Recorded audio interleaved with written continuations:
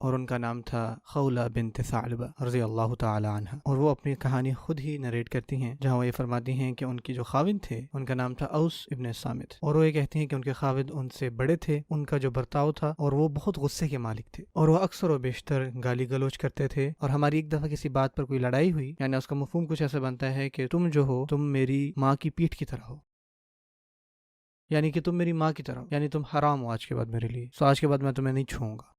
اور نہ ہی میں تمہیں اپنی بیوی کی طرح رکھوں گا، تمہارے اب کوئی حقوق نہیں رہے مجھ پہ، اور میں تمہیں ایسے ہی چھوڑ دوں گا جیسے تمہارا کچھ ہے ہی نہیں۔ سو یہ ایک قسم کی طلاق ہوتی تھی زمانہ جاہلیت میں، لیکن مسئلہ یہ تھا کہ اب وہ مسلمان تھے۔ سو حضرت خولہ کہتی ہیں کہ انہوں نے جب یہ مجھے کہا، اگلے دن جب وہ واپس آئے، اب وہ ٹھیک ہو گئے، سو جب وہ میرے قریب آنا چاہے تو میں نے ان کو کہا نہیں، آپ مجھے یہ نہیں کہہ سکتے کہ میں تمہاری ماں کی طرح ہوں اور اگلے دن آپ آ کے مجھے چھوئیں۔ سو پھر وہ کہتی ہیں کہ انہوں نے مجھ پر تشدد کرنا چاہا،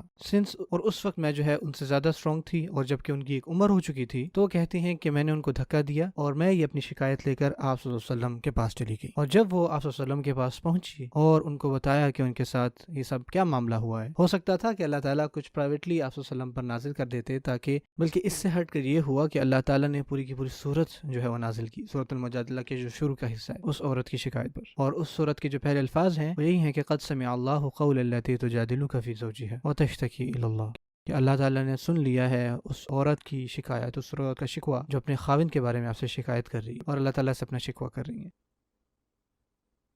اب میں چاہتا ہوں کہ آپ سوچیں ذرا اس بارے میں، اللہ تعالیٰ نے یہ پوری صورت نازل کی اس کے رسپانس میں اس عظیم عورت کے لیے، اور یہ قرآن مجید میں شامل کر دیا، اور اب ہم سب یہ پڑھتے ہیں، نہ کہ صرف ان کے سچویشن کے لیے، بلکہ ہمیں یہ بھی اس سے ملتا ہے کہ ہمیں کس طرح سے ہماری عورتوں کی عزت کرنی چاہیے۔ دیکھیں سبحان اللہ، پوری کی پوری صورت ملتی ہے قرآن مجید میں سورۃ المجادلہ صورت کی شکایت پر، اور اگر آپ سے میں یہ سوال پوچھوں کہ قرآن مجید میں ایسی کون سی صورت ہے جس کی ہر آیت میں لفظ اللہ آیا ہوا ہے، ہر آیت میں اللہ کا نام ہے، تو آپ میں سے اکثر یہ کہیں گے سورۃ الاخلاص ہوگی، قل هو اللہ احد، یا کوئی بہت ہی چھوٹی صورت جو ہے وہ صورت، بلکہ یہاں پہ جو سورۃ المجادلہ ہے یہ 2-3 پیجز پر آتی ہے، جو اس صورت کو منتخب کرتے ہیں، اور صرف یہی صورت ہے جس کی ہر آیت میں آپ کو لفظ اللہ ملے گا، سورۃ المجادلہ۔ اس کا ایک معنی یہ بھی لیا جا سکتا ہے کہ اللہ تعالیٰ بار بار کہہ رہے ہیں کہ انہوں نے اس عورت کو سن لیا جب کسی نے اس عورت کی نہیں سنی، سبحان اللہ۔ سو جب کسی عورت پہ ظلم کیا جائے اس کی خاوند کی طرف سے یا کسی بھی طرف سے، اللہ تعالیٰ اتنا سنتے ہیں کہ ان کے رسپانس میں وہ صورت نازل فرما دیتے ہیں، اور اس صورت میں ہر آیت میں اللہ تعالیٰ اپنا نام استعمال کرتے ہیں، جس سے یہ ثابت ہوتا ہے کہ اللہ تعالیٰ نے کس طرح سے اس عورت کو سنا۔ اب یہ چیز صحابہ کرام میں بہت زیادہ ہوگی، اور اس چیز نے کلچر بنا لیا صحابہ کرام میں۔ آپ کو حضرت عمر رضی اللہ عنہ کے دور میں یہ ملے گا، حضرت عمر کتنے عظیم صحابہ میں سے ایک ہیں، سبحان اللہ۔ حضرت عمر ایک دفعہ جا رہے تھے اپنے ایک ساتھی کے ساتھ، اور اس ساتھی کا نام تھا الجرود رضی اللہ تعالیٰ عنہما، اور الجرود یہ فرماتے ہیں کہ جب ہم چل رہے تھے ایک عورت آتی ہے اور ایک دم چیخ کے کہتی ہے کہ یا عمر، میں آپ کو تب سے جانتی ہوں کہ جب آپ عمیر تھے، عمیر کا مطلب ہوتا ہے کہ چھوٹا عمر، آپ یہاں بازار میں ہوتے تھے، سوق العکاظ میں، آپ وہ ہوتے تھے کہ جو اپنی بکریوں کو چھڑی کے ساتھ یہاں سے گزارا کرتے تھے۔ سو اللہ کا تقوی اختیار کریں، اب آپ ایک خلیفہ ہیں، آپ لوگوں کا دھیان رکھنے والے ہیں، اور یہ بات جان لیں کہ وہ جو ڈرتا ہے اللہ تعالیٰ کے عذاب سے قیامت کے دن، وہ یہ جانتا ہے کہ قیامت دور نہیں، اور وہ جو اپنی موت کو ہمیشہ یاد رکھتا ہے نا، وہ اس دنیا کو بہت دھیان سے جیتا ہے۔ یہ سن کر حضرت عمر جو ہے وہ بہت زیادہ رونے لگ گئے، بہت زیادہ،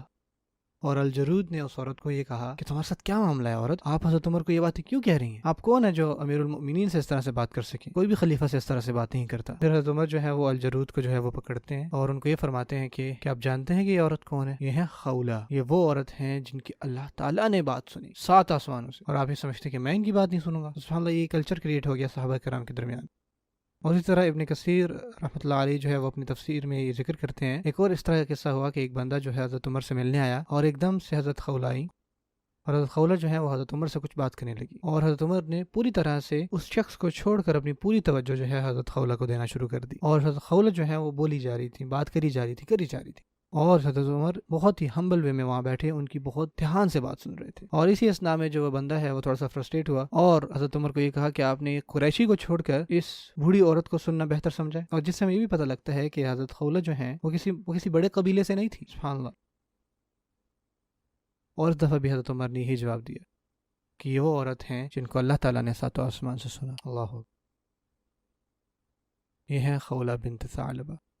اور اس کے جواب میں یہ بھی کہا کہ واللہ اگر یہ یہاں سے نہیں جاتی، حتیٰ کہ رات بھی ہو جائے، میں ان کو کبھی بھی جانے کا نہیں کہوں گا جب تک یہ اس بات پہ مطمئن نہ ہو جائیں جو یہ مجھ سے کہنے آئی ہیں. حتیٰ کہ نماز کا وقت بھی آ جاتا ہے اور نماز کے وقت میں بھی ایسا ہوگا، میں نماز پڑھنے جاؤں گا اور فوراً سے واپس آؤں گا اور ان کو سنوں گا میں. سبحان اللہ. سو یہ کلچر کریٹ ہوا صحابہ کرام کے درمیان کہ وہ کس طرح سے عورتوں کی عزت کرتے تھے. اور یہ بات جان لے کہ کچھ لوگ جو ہیں اگر اس دنیا میں ان کی نہیں سنی جاتی نا، تو ایسا نہیں کہ اللہ تعالیٰ ان کو نہیں سنتے. اور یہ بات ہمیں بھی سمجھنے کی ضرورت ہے کہ ہم بھی اس بات کو یقینی بنائیں کہ جب بھی ہمیں کوئی شکوہ اور شکایت ہو تو ہم اللہ تعالیٰ کے پاس جائیں، ان سے بات کریں، صرف انہیں سے شکوہ کریں جو بھی ہم پر ظلم اور مظالم کیے جائیں. اور یہ بات جان لیں کہ اللہ تعالیٰ ہمیشہ سے ہمیں سن رہے تھے، سن رہے ہیں اور سنیں گے. اور ہم خود بھی کبھی ایسے نہ ہو جائیں کہ ہم جو ہے دوسروں پہ ظلم کرنے والے بن جائیں اور یہ سوچیں کہ ہاں ہم تو بھی گھر بیٹھے ہیں، ہم تو گھر کے بڑے ہیں تو ہم کچھ بھی کر سکتے ہیں، اس گھر میں کچھ بھی ظلم کر سکتے ہیں. اللہ تعالیٰ نے ان صحابیہ کی بات سنی، ان کو کوئی فزیکلی ابیوز نہیں کیا جا رہا تھا بلکہ ایموشنلی ابیوز، وربلی ابیوز کیا جا رہا تھا. اللہ تعالیٰ نے ساتوں آسمانوں سے ان کو سن لیا. تو اس کے جواب میں ہمیں بھی خوف کرنا چاہیے. السلام علیکم ورحمۃ اللہ وبرکاتہ.